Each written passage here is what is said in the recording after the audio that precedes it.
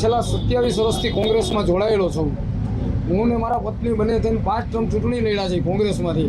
પણ હાલની છેલ્લા એકાદા વર્ષથી કોંગ્રેસ સાથે, શહેર પ્રમુખ સાથે અને શહેરની નેતાગીરી અને વોર્ડના મારા અમુક આગેવાનો સાથે મારે અણબનાવ હોય, જેના કારણે હું કોંગ્રેસમાં રહી શકું એવું હાલની મારી પરિસ્થિતિ નથી. શહેર પ્રમુખ સાથે છે, શહેર સમિતિ સાથે છે, મારા વોર્ડના મુખ્ય આગેવાનો અમુક સાથે છે.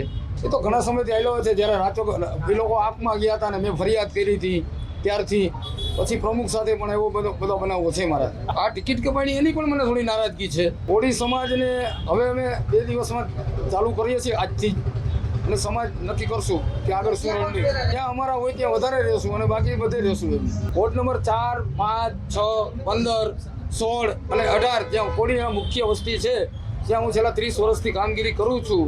મારા સમાજ સાથે જોડાયેલો છું, બીજા અન્ય સમાજ સાથે જોડાયેલો છું. એનો લાભ 100% જેને મદદ હું કરીશ એને મળશે. એની કોંગ્રેસે કોળી આપ્યો છે ત્યાં પણ મદદ કરીશ. ઇતર સમાજના ઉમેદવારો સારા લાગશે એને પણ હું મદદ કરીશ. ક્યાંય જોડાવાનું નથી. નહીં, મારો અંગત મારી સાથે જોડાયેલા મિત્રો સર્કલ સારા હશે. આપણે ભાજપના હશે તો એના પણ 100% એને મદદ કરીશ. હા, એને મદદ કરી. ત્યાં પણ અમારા એક બેન લડે છે જે અમારા સમાજના બહુ મોટા આગેવાન હતા. મગનભાઈ કુમારખાણીયાના દીકરાની વહુ છે. એ અમારા સમાજના બહુ મોટા આગેવાન હતા. 15માં 100% માહોલ હવે તો સમય બતાવશે. 28 તારીખે હું તો મારી વાતને થોડુંક માનું છું, વળગી રહ્યો છું. શું લાગે છે તમને? તો સમય બતાવશે. સમય શું બતાવશે? જે શહેર કોંગ્રેસે જે કર્યું છે એ બતાવશે. ઘણા બધું કર્યું છે. ક્યાં ક્યાં ટિકિટો દીધી, કેવી રીતે દીધી, વેચાણીઓ ટિકિટો બધું થયું છે. સમાજને, અમારા સમાજને તો 100% અન્યાય થયો જ છે. ભાજપે પણ અમારા સમાજને અન્યાય કર્યો છે અને કોંગ્રેસે કર્યો છે. પરિણામ તો કોંગ્રેસ માટે તો મને બહુ સારું દેખાતું નથી. પણ એવું 4 મહિનાથી કહે છે હું કે કોઈ ભાજપના સંપર્કમાં તો હું ટિકિટ ન લઈ આવું.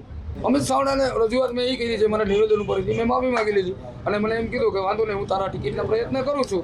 અને એને મારા માટે ઘણી મહેનત કરી. અમિતભાઈનો હું આભાર માનું છું. પ્રવીણભાઈ, એવું નથી લાગતું કે તમે 5 ટર્મ તમે અને તમારા ઘરના છે ચૂંટણી લડ્યા તો કોઈ બીજાને પણ મોકો મળવો જોઈએ, એવું નથી લાગતું તમને? મળવો જોઈએ. હું ક્યાં ના પાડું છું? તો પછી આ તમારી નારાજગી કેટલી વ્યાપી? નારાજગી તો જ્યાં સક્ષમ નહોતા તો મને આપતા હતા. તો હવે સક્ષમ મળ્યા હોય તો એને આપી હોય તો તમારે એનો સાથ આપવો જેવું નથી લાગતું?